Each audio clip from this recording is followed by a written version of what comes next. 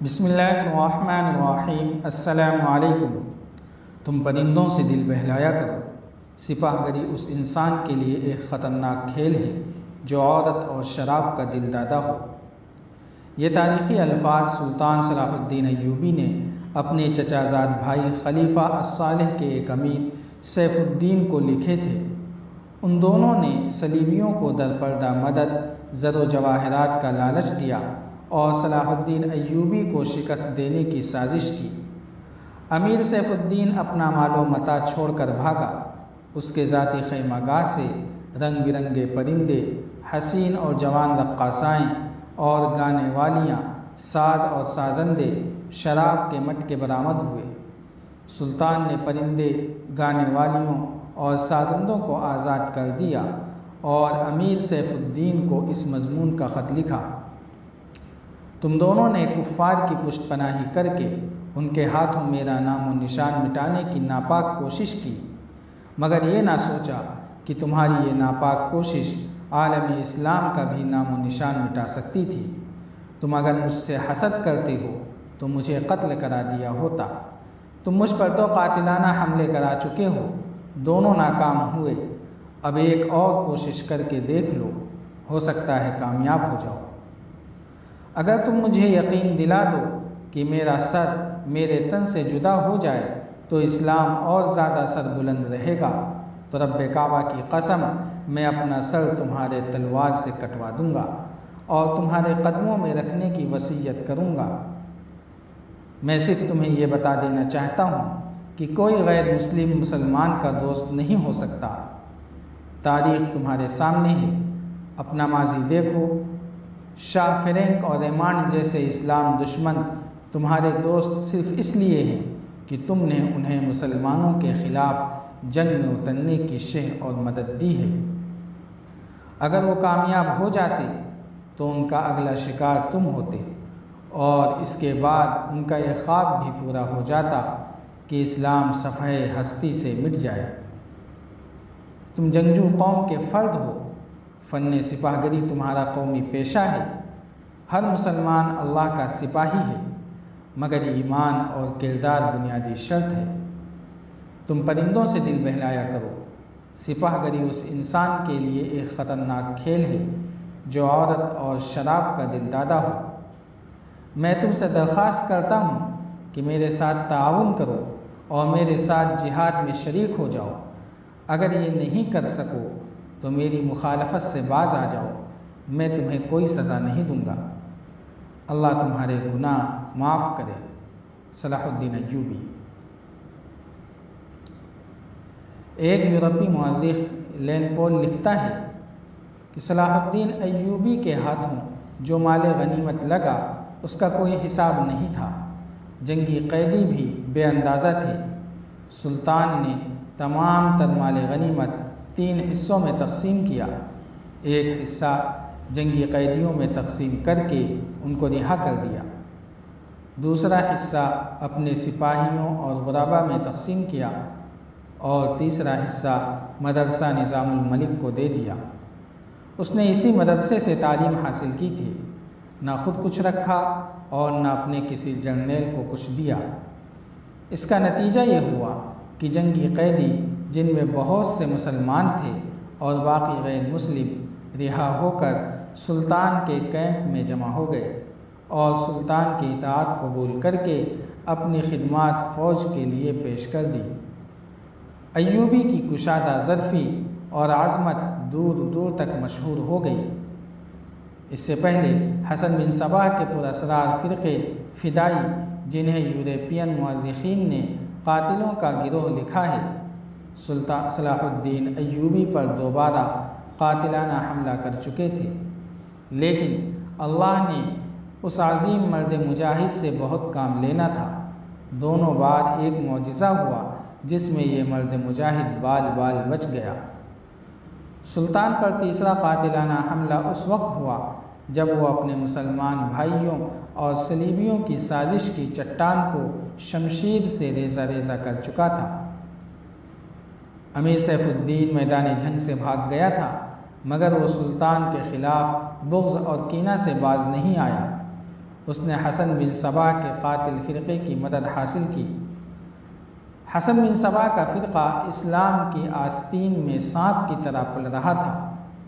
اس کا تفصیلی تعارف بہت ہی طویل ہے، مختصر یہ کہ جس طرح زمین سورج سے دور ہو کر گناہوں کا گہوارہ بن گئی ہے، اسی طرح حسن بن صبا نامی ایک شخص نے اسلام سے الگ ہو کر نبیوں اور پیغمبروں والی عظمت حاصل کرنے کا منصوبہ بنایا۔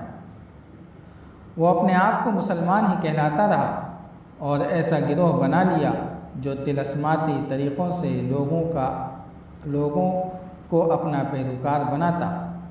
اس مقصد کے لیے اس گروہ نے نہایت حسین لڑکیاں، نشہ آور جڑی بوٹیاں، ہپناٹزم اور چرب زبانی جیسے طریقے اپنائے۔ بہشت بنائی جس میں جا کر پتھر بھی موم ہو جاتے تھے۔ اپنے مخالفین کو قتل کرانے کے لیے ایک گروہ تیار کیا۔ قتل کے طریقے خفیہ اور پراسرار ہوتے تھے۔ اس فرقے کے افراد اس قدر چالاک، ذہین اور نڈر تھے کہ بھیس بدل کر بڑے بڑے جرنیلوں کے باڈی گارڈ بن جاتے تھے، اور جب کوئی پراسرار طریقے سے قتل ہو جاتا تو قاتلوں کو سراغ ہی نہیں مل پاتا۔ کچھ عرصہ بعد یہ فرقہ قاتلوں کا گروہ کے نام سے مشہور ہوا۔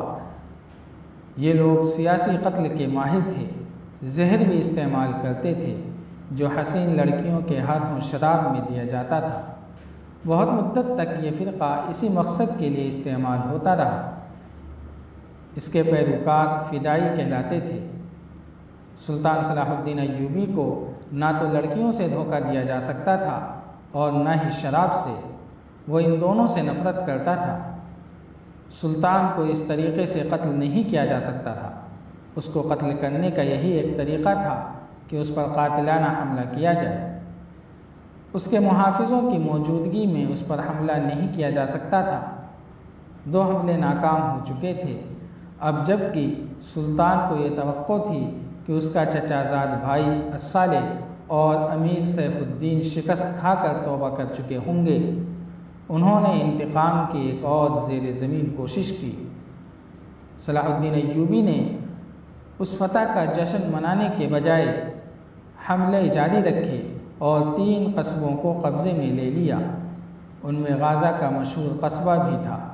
اسی قصبے کے گرد و نواح میں ایک روز سلطان صلاح الدین ایوبی امیر جاہ الاسدی کے خیمے میں دوپہر کے وقت غنودگی کے عالم میں سستا رہا تھا۔ سلطان نے وہ پگڑی نہیں اتاری تھی جو میدان جنگ میں سلطان کے سر کو صحرا کی گرمی اور دشمن کی تلوار سے بچا کر رکھتی تھی۔ خیمے کے باہر اس کے محافظوں کا دستہ موجود اور چوکس تھا۔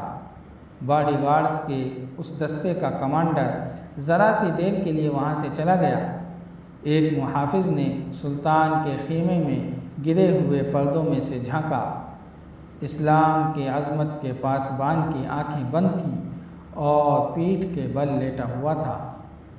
اس محافظ نے باڈی گارڈز کی طرف دیکھا۔ ان میں سے 3-4 باڈی گارڈز نے اس کی طرف دیکھا۔ محافظوں نے اپنی آنکھیں بند کر کے کھولی۔ یہ ایک خاص قسم کا اشارہ تھا۔ 3-4 محافظ اٹھے اور دوسروں کو باتوں میں لگا لیا۔ محافظ خیمے میں چلا گیا اور خنجر کمر بند سے نکالا، دبے پاؤں چلا اور پھر چیتے کی طرح سوئے ہوئے سلطان صلاح الدین ایوبی پر جست لگائی۔ خنجر والا ہاتھ اوپر اٹھا۔ عین اسی وقت سلطان نے کروٹ بدلی۔ یہ نہیں بتایا جا سکتا کہ حملہ آور خنجر کہاں مارنا چاہتا تھا، دل میں یا سینے میں، مگر ہوا یوں کہ خنجر سلطان کی پگڑی کے بالائی حصے میں اتر گیا اور سر سے بال برابر دور رہا۔ پگڑی سر سے اتر گئی۔ صلاح الدین ایوبی بجلی کی تیزی سے اٹھا۔ اسے سمجھنے میں دیر نہیں لگی کہ یہ سب کیا ہے۔ اس پر اس سے پہلے 2 ایسے حملے ہو چکے تھے۔ اس نے اس پر بھی حیرت کا اظہار نہیں کیا کہ حملہ آور خود اس کے باڈی گارڈز کی وردیوں میں تھے، جسے اس نے خود اپنے باڈی گارڈز کے لیے منتخب کیا تھا۔ اس نے ایک سانس برابر بھی اپنا وقت ضائع نہیں کیا۔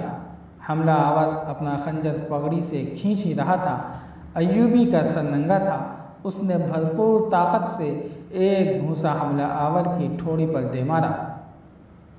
ہڈی ٹوٹنے کی آواز آئی۔ حملہ آور کا جبڑا ٹوٹ چکا تھا۔ وہ پیچھے کی طرف گرا اور اس کے منہ سے ہیبت ناک آواز نکلی۔ اس کا خنجر ایوبی کی پگڑی میں رہ گیا تھا۔ ایوبی نے اپنا خنجر نکال لیا تھا۔ اتنے میں دو محافظ اندر آئے۔ ان کے ہاتھوں میں تلواریں تھیں۔ صلاح الدین ایوبی نے انہیں کہا کہ ان کو زندہ پکڑ لو، لیکن یہ دونوں محافظ سلطان صلاح الدین ایوبی پر ٹوٹ پڑے۔ صلاح الدین ایوبی نے ایک خنجر سے دو تلواروں کا مقابلہ کیا۔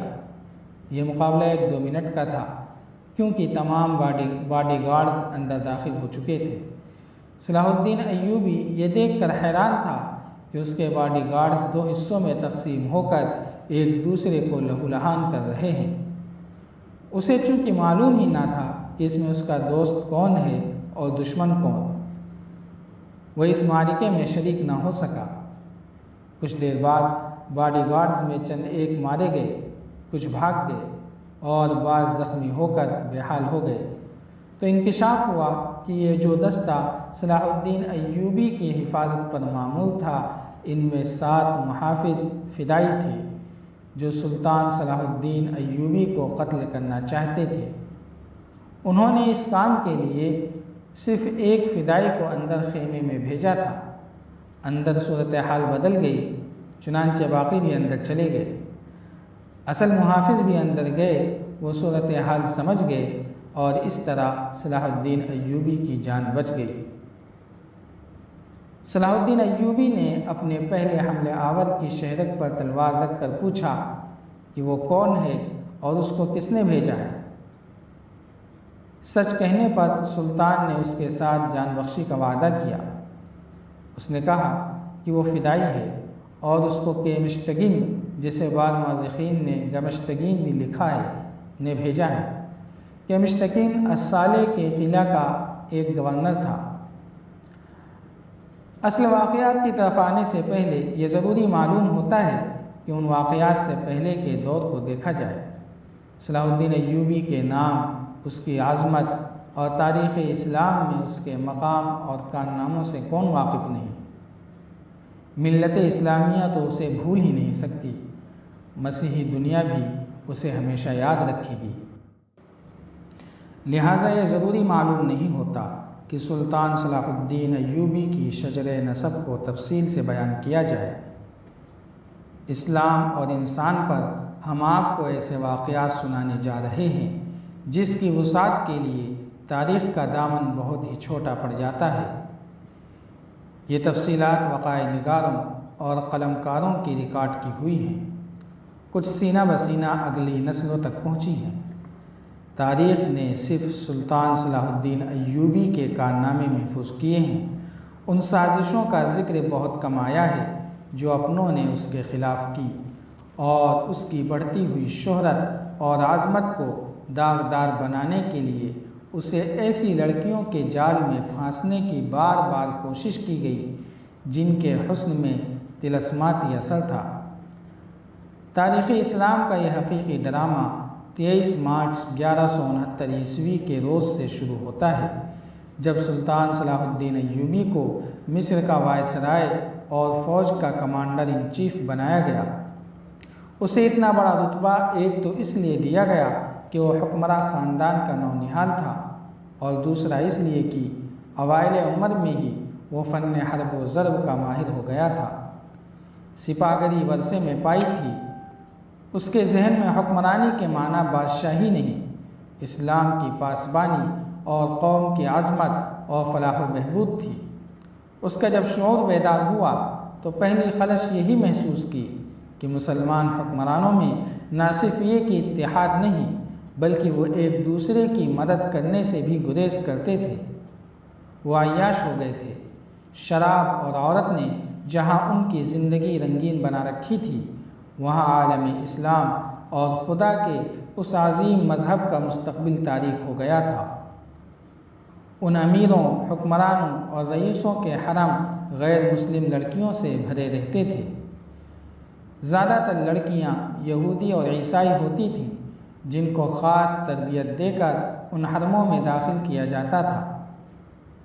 غیر معمولی حسن اور اداکاری میں کمال رکھنے والی یہ لڑکیاں مسلمان حکمرانوں اور سربراہوں کے کردار اور قومی جذبے کو دیمک کی طرح چاٹ رہی تھیں۔ اس کا نتیجہ یہ تھا کہ صلیبی، جن میں فرینک خاص طور پر قابل ذکر ہیں، مسلمانوں کی سلطنتوں کے ٹکڑے ہڑپ کرتے چلے جا رہے تھے، اور بعض مسلم حکمران تو شاہ فرینک کو سالانہ ٹیکس اور جزیہ بھی دیتے تھے، جس کی مثال غنڈہ ٹیکس کی سی تھی۔ صلیبی اپنی جنگی قوت کے رعب اور چھوٹے چھوٹے حملوں سے مسلمان حکمرانوں کو ڈراتے رہتے، کچھ علاقوں پر قبضہ کر لیتے، اس طرح ٹیکس اور تاوان وصول کرتے تھے۔ ان کا مقصد یہ تھا کہ آہستہ آہستہ دنیا اسلام کو ہڑپ کر لیا جائے۔ مسلمان حکمران اپنی رعایا کا خون چوس کر ٹیکس دیتے رہتے تھے۔ ان کا مقصد یہ تھا کہ بس ان کی عیش و عشرت میں خلل نہیں آنا چاہیے۔ فرقہ پرستی کے بیج بو دیے گئے تھے۔ ان میں سب سے زیادہ خطرناک فرقہ حسن بن صبا کا تھا، جو صلاح الدین ایوبی کی جوانی سے 1 صدی پہلے وجود میں آیا تھا۔ یہ مفاد پرستوں کا ٹولہ تھا، بے حد خطرناک اور پراسرار۔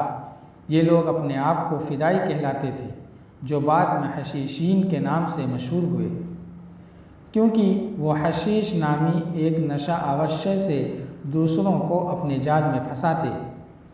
صلاح الدین ایوبی نے مدرسہ نظام الملک کی تعلیم حاصل کی۔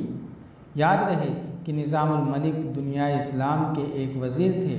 یہ مدرسہ انہوں نے تعمیر کیا، جس میں اسلامی تعلیم دی جاتی تھی اور بچوں کو اسلامی تاریخ اور نظریات سے بہرہ ور کیا جاتا تھا۔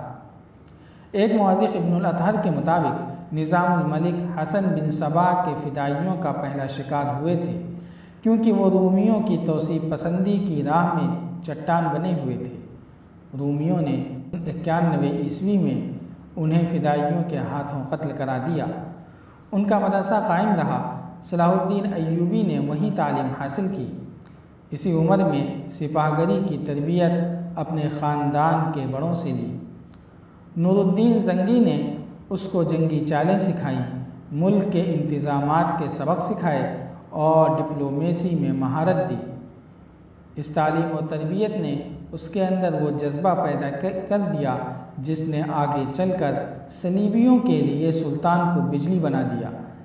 جوانی میں ہی اس نے وہ مہارت، ذہانت اور اہلیت حاصل کر لی تھی جو ایک سالار اعظم کے لیے ضروری ہوتی ہے۔ صلاح الدین ایوبی نے فن حرب و ضرب میں جاسوسی، گوریلا اور کمانڈو آپریشنز کو خصوصی اہمیت دی۔ اس نے دیکھ لیا تھا کہ صلیبی جاسوسی کے میدان میں آگے نکل گئے تھے اور وہ مسلمانوں کے نظریات پر نہایت کارگر حملے کر رہے تھے۔ صلاح الدین ایوبی نظریات کے محاذ پر لڑنا چاہتا تھا جس میں تلوار استعمال نہیں ہوتی تھی۔ ان واقعات میں آپ آگے چل کر دیکھیں گے کہ صلاح الدین ایوبی کی تلوار کا وار تو گہرا ہوتا ہی تھا، لیکن اس کی محبت کا وار اس سے کہیں زیادہ مار کرتا تھا۔ اس کے لیے تحمل اور بردباری کی ضرورت ہوتی تھی جو سلطان صلاح الدین ایوبی نے جوانی میں ہی اپنے اندر پیدا کر لی تھی۔ اسے جب مصر کا وائسرائے بنا کر بھیجا گیا تو ان سینئر عہدیداروں نے آسمان سر پر اٹھا لیا جو اس عہدے کی آس لگائے بیٹھے تھے۔ ان کی نظر میں صلاح الدین ایوبی طفل مکتب تھا، لیکن جب اس طفل مکتب نے ان کا سامنا کیا، اس کی باتیں سنی تو ان کا احتجاج سرد پڑ گیا۔ یورپین مورخ لین پول کے مطابق صلاح الدین ایوبی ڈسپلن کا بڑا ہی سخت ثابت ہوا۔ اس نے تفریح، عیاشی اور آرام کو اپنے لیے اور اپنی فوج کے لیے حرام قرار دے دیا۔ اس نے اپنی تمام جسمانی اور ذہنی قوتوں کو صرف اسی مقصد پر مرکوز کر دیا کہ سلطنت اسلامیہ کو مستحکم کرنا ہے اور صلیبیوں کو اس سرزمین سے نکالنا ہے۔ فلسطین پر وہ ہر قیمت پر قبضہ کرنا چاہتا تھا۔ اس نے یہی مقاصد اپنی فوج کو دیے۔ مصر کا وائسرائے بن کر اس نے کہا اللہ نے مجھے مصر کی سرزمین دی ہے اور اللہ ہی مجھے فلسطین بھی عطا کرے گا۔ مگر مصر پہنچ کر اس پر یہ انکشاف ہوا کہ اس کا مقابلہ صرف صلیبیوں سے نہیں ہے بلکہ اس کے اپنے مسلمان بھائیوں نے اس کی راہ میں بڑے بڑے حسین جال بچھا رکھے ہیں جو صلیبیوں کے عزائم اور جنگی قوتوں سے زیادہ خطرناک ہیں۔ مصر میں جن زعماء نے صلاح الدین ایوبی کا استقبال کیا ان میں ایک ناجی نامی سالار بہت ہی اہمیت کا حامل تھا۔ ایوبی نے سب کو سر سے پاؤں تک دیکھا، اس کے ہونٹوں پر مسکراہٹ اور زبان پر پیار کی چاشنی تھی۔ بعض پرانے افسروں نے سلطان کو ایسی نظروں سے دیکھا جن میں طنز اور تمسخر بھی تھا۔ وہ صرف صلاح الدین ایوبی کے نام سے واقف تھے یا یہ کہ یہ ایک شاہی خاندان کا فرد ہے اور اپنے چچا کا جانشین ہے۔ وہ یہ بھی جانتے تھے کہ نور الدین زنگی کے ساتھ صلاح الدین ایوبی کا کیا رشتہ ہے۔ ان سب کی نگاہوں میں صلاح الدین ایوبی کی اہمیت بس اس کے خاندان کے بدولت تھی یا اس وجہ سے کہ وہ مصر کا وائسرائے بن کر آیا تھا۔ اس کے سوا انہوں نے سلطان صلاح الدین ایوبی کو کوئی وقت نہ دی۔ ایک بوڑھے افسر نے اپنے ساتھ کھڑے افسر کے کان میں کہا بچہ ہے، ہم اسے پال لیں گے۔ اس وقت کے مورخ یہ نہیں لکھ پائے کہ آیا صلاح الدین ایوبی نے ان کی نظریں بھانپ لی تھی یا نہیں۔ وہ استقبال کرنے والے اس ہجوم میں بچہ لگ رہا تھا، البتہ جب وہ ناجی کے سامنے ہاتھ ملانے کے لیے رکا تو اس کے چہرے پر تبدیلی آ گئی۔ وہ ناجی سے ہاتھ ملانا چاہتا تھا لیکن ناجی جو اس کے باپ کے عمر کا تھا سب سے پہلے درباری خوشامدیوں کی طرح جھکا، پھر ایوبی سے بغل گیر ہو گیا۔ اس نے ایوبی کی پیشانی کو چوم کر کہا میرے خون کا آخری قطرہ بھی آپ کی حفاظت کے لیے ہوگا، تم میرے پاس زنگی اور شیرکو کی امانت ہو۔ جاری ہے۔ اگر آپ کو یہ قسط وار سلسلہ پسند آ رہا ہے تو لائک، شیئر، کمنٹ کے ذریعے ہماری حوصلہ افزائی کریں۔ جزاک اللہ خیرا۔